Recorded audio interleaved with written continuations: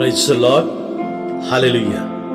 ಈ ದಿನದ ದೇವರ ಜೀವವುಳ್ಳ ವಾಕ್ಯ ಪ್ರವಾದಿ ಯೆರೆಮೀಯನ ಗ್ರಂಥ ಅಧ್ಯಾಯ 9 ವಾಕ್ಯ 4 ಹಾಗೂ 5.